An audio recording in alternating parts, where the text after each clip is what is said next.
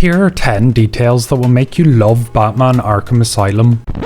Well, if you didn't already. Rocksteady referenced their very first game, and I'm sure not even 10% of you even noticed. After taking out the thugs attacking the Batmobile, grabbing the explosive gel, and following Gordon's trail, we can spot the visitor center that is currently being worked on by thugs to prepare for Joker's party. We can spot graffiti on the walls of the hallway. The most prominent of the graffiti is a cartoon character wearing a mask, which is actually a reference to Rocksteady's first ever game, which released 3 years before Arkham Asylum, called Urban Chaos Riot Response. Another reference to their first game is the iconic Detective Vision sound, which can be heard in the start menu of Urban Chaos.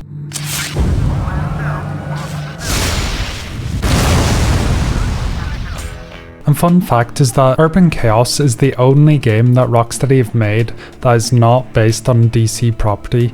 Speaking of DC properties, did you know there's a bunch of DC movie actors hidden in Arkham Asylum? Joker's filled the room with laughing gas, and Batman needs to turn on 3 different fans in order to clear the room of toxins.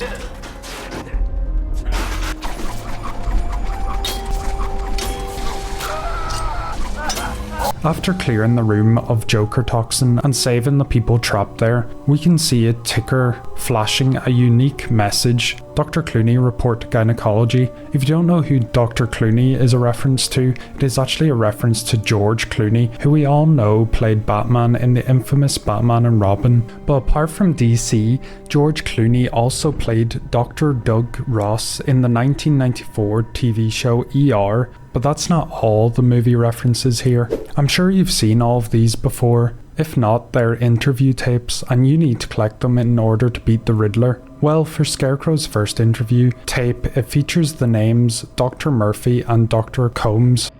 Patient interview 1. Patient was referred to me after the incident with Dr. Murphy.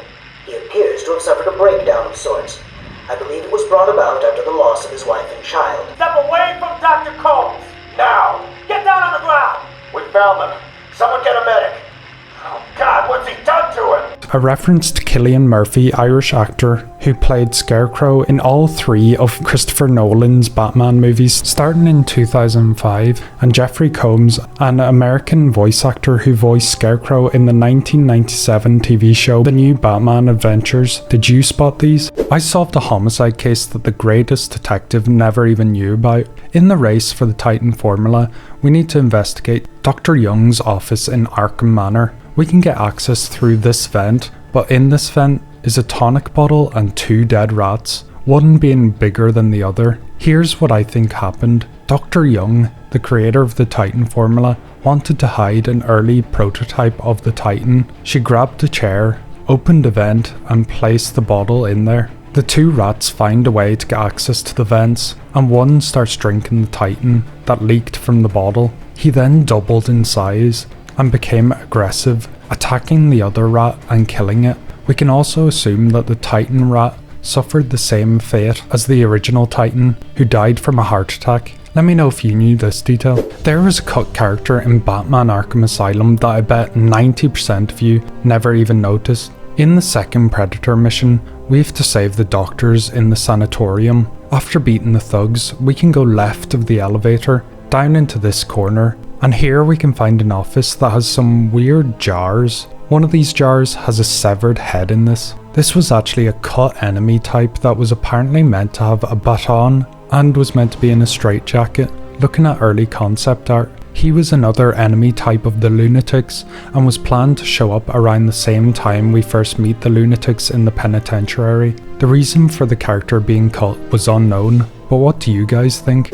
If you've seen this guy before, I'm sure you were as confused as I was. When looking for the whereabouts of Quincy Sharp, we can find him in the security control room in the penitentiary. Going up these stairs, we can find one singular inmate locked up, pacing around his cell and muttering to himself. This inmate's name is Luke Oliver, created by a fan who won a competition, which was the GameStop Batman Arkham Asylum, A Life in Arkham sweepstakes, where the challenge was simple. Pre-order a copy of Batman Arkham Asylum and you would have the chance to be immortalized within the game, which he did end up winning. This guy used to scare the hell out of me as a kid, but be sure to stick around as this isn't the last time this creepy guy is mentioned.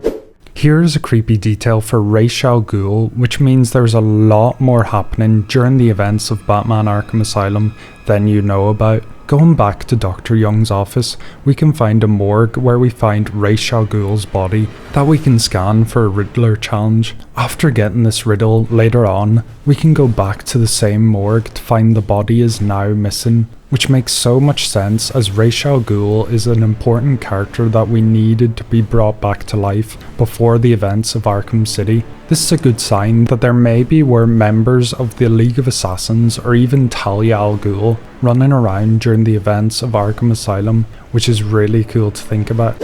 Did you know this mannequin gives away the ending of Batman Arkham Asylum? If we enter the visitor center before the ending of the game, we will be greeted with a mannequin with a TV on his head. The television will display a video of Joker mocking Batman for his failures, gloat how he's going to win, and laughing at him. Come in, sit down, take off your mask. Who is that behind the mask? Why do you feel the need to go out into the world and fight people like me? Do you really think you can win? We'll see. At the end of the game, it is revealed that Joker swapped with the mannequin at some point, and this could be a big sign that this is actually the real Joker, as if we leave and re-enter the room or turn our backs to the mannequins for a second, the mannequin will actually change positions, and sometimes even 3 mannequins will appear in its spot. Could be a hint to the ending, but comment down below what you think. Did you know that Batman Arkham Asylum was heavily inspired by this book that released all the way back in 1989? This book is called A Serious House on Serious Earth, and Rocksteady creative director Sefton Hill deemed it an ungameable graphic novel, but the tone, themes, and psychological edge were a primary influence of the game. It was more obvious of this reference when we go to the visitor center, and once the Joker thugs have made significant progress on the decorations, you could notice that the front entrance is extremely similar to the front cover of the graphic novel. Did you notice this? After defeating Harley Quinn, we are able to retrieve a party list for the people Joker had invited. Starting off, we have Selina Kyle, who's Catwoman, Harvey Dent, who's Two-Face, Jervis Tech, who's Mad Hatter, Basil Carlo being Clayface, Waylon Jones, who is Killer Croc, Oswald Cobblepot, who is the Penguin, Arnold Wesker, who is the Ventriloquist, and Luke Oliver, who is the GameStop prize winner. Another detail is that there are smiley faces beside the characters' names, seemingly to whoever responded to the invitation accepting the invite, or a sad face, which means they rejected the invite, but this could be interpreted as characters that have appeared and who have not appeared in this game, as the people who have sad faces are Selina, Harvey, Jarvis, Oswald, and Arnold. Everyone else in this list has appeared at some point during the main story.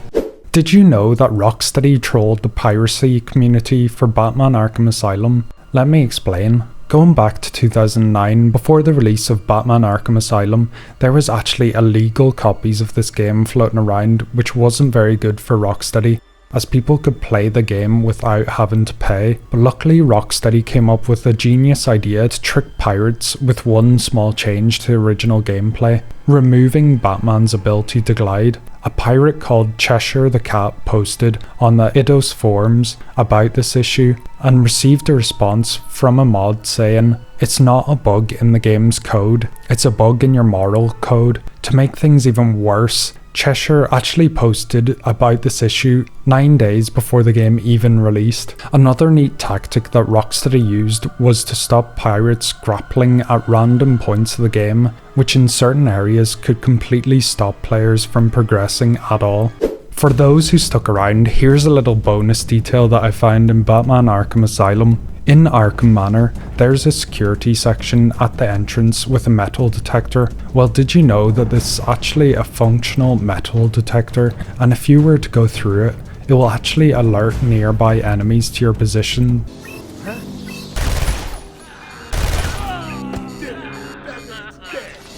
Something that did not need to be in this game, but the fact that it is makes it so cool. Check out the sequel video, 10 details that will make you love Batman Arkham City. Be sure to like and subscribe. That's all for now. My name is Fo and Slan.